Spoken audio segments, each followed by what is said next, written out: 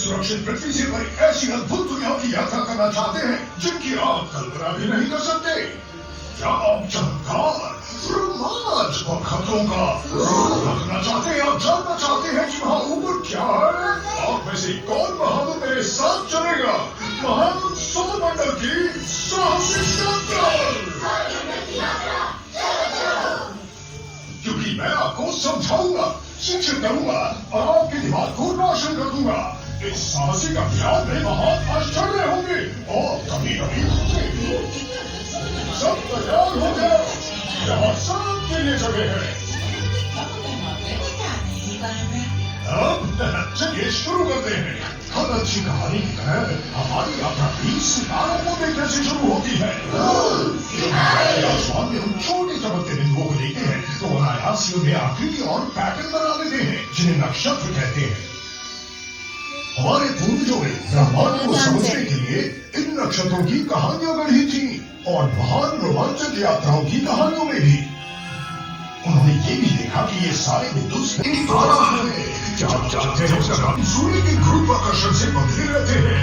इस पूरे समूह को हम कहते हैं हमारा सौरमंडल। चलो एक मजेदार प्रश्न से शुरुआत करें। इन ग्रहों में से सबसे गर्म कौन सा है? क्या वो बुध है सर? बुध ही है। बिल्कुल, बुध बहुत गर्म है, लेकिन मानो या ना मानो कि सबसे गर्म ग्रह नहीं है। ये सूर्य के सबसे पास है। हाँ, बुध सूर्य के सबसे करीब है, लेकिन वास्तव में ये दूसरा सबसे गर्म ग्रह है। हालांकि इसकी सतह का तापमान सबसे ज्यादा उतार चढ़ाव वाला है। सूर्य की ओर वाले सबसे गर्म हिस्सों से लेकर ठंडी छायाओं तक इस ग्रह का तापमान 610 डिग्री सेल्सियस के दायरे में बदलता रहता है। इसके मध्यों में हमें पानी की बर्फ मिली है जो इन छायाओं में आराम से रह सकती है। भी अगर इसके भीतर कुछ सेंटीमीटर तक प्रकाश चला जाए तो सूर्य की चमक में तुरंत भाप बन जाती है। ये तो मजेदार था। अब आते हैं सौरमंडल के दूसरे और सबसे गर्म ग्रह शुक्र पर। शुक्र को अक्सर एक तारा समझ लिया जाता है क्योंकि इसकी परावर्तित रोशनी इतनी तेज होती है कि हम इसे दिन में भी देख सकते हैं। शुक्र के बारे में सब कुछ घातक है।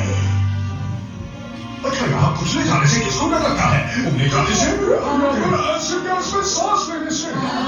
हाँ, मुझे एलर्जी है। मुझे भी एलर्जी है। आपने कहा है तो? किसी को नहीं?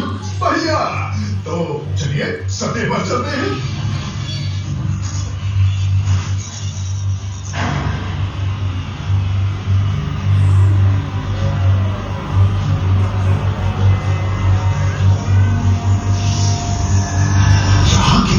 सल्फ्यूरिक एसिड के बने हैं और यहाँ का वातावरण कार्बन डाइऑक्साइड से भरा है। यहाँ का वातावरण सूरज की गर्मी को रोक कर रखता है जिसे ग्रीन हाउस इफेक्ट कहते हैं।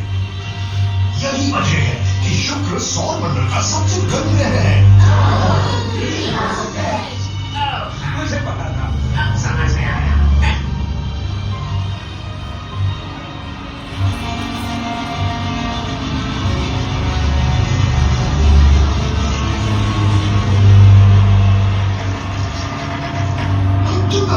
ये दरारे पड़ने की आवाज हमारी नाक पर वायुमंडल में दबाव पड़ने की वजह से। ये आवाज सिर्फ भी लगी है मार्गरेट। हाँ, ये आवाज अजीब है बाबरा।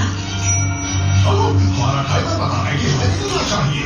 अबे नहीं, चेक बटन को काम ही नहीं कर रहा। ये गैस अंदर ना रहे। बस अपनी सांस को लेकर प्रयास करिए। आपको हार्ट की प्रॉब्लम है? अच्छा, बस पॉजिटिव सोचो और इस जाने वाली पेड़ को पीने की कोशिश करें। कोई छूटा तो नहीं है ना? अभी हमारे साथ हो बाबरा, और तो मुझे कुछ नहीं सकती मार्गरेट। नहीं, बढ़िया।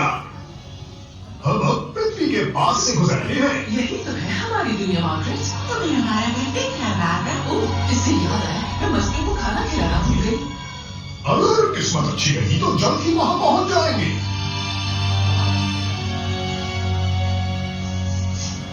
हमारी अगली मंजिल एक अजीब ग्रह है जो पृथ्वी के मुकाबले 1/3 आकार का है। इसका वातावरण भी पतला है जिसमें बहुत कम ऑक्सीजन है, लेकिन हमारे सांस लेने के लिए पर्याप्त नहीं है।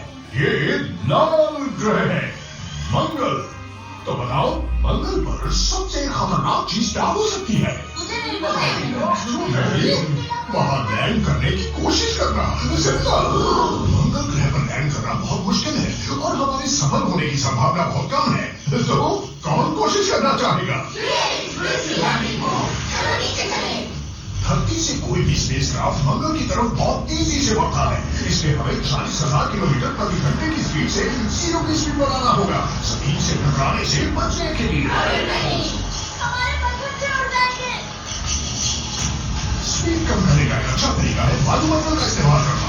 पत्थर खतरनाक हो जाएंगे। लेकिन मंगल का वायुमंडल बहुत पतला होता है, इसलिए ये हमें ज्यादा धीमा नहीं करता, तो हम पैराशूट का इस्तेमाल भी कर सकते हैं।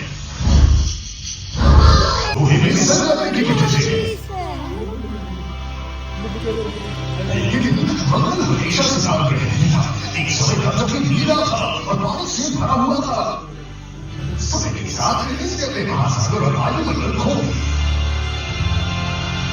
वैज्ञानिक ये जानने की कोशिश कर रहे हैं कि क्या उस पानी वाले रिवर में जीवन बनना था। क्या यहाँ जीवाश्म है जो हमें अभी तक दे रही है, या फिर क्या सूक्ष्म जीवी मंगलवासी अभी भी नीचे नीचे रहते हैं? मुझे लगता है मंगल तो छोटी तकलीफ है। ऐसे तो हंसना नहीं चाहिए। शायद और कुछ करेंगे तो पता चले।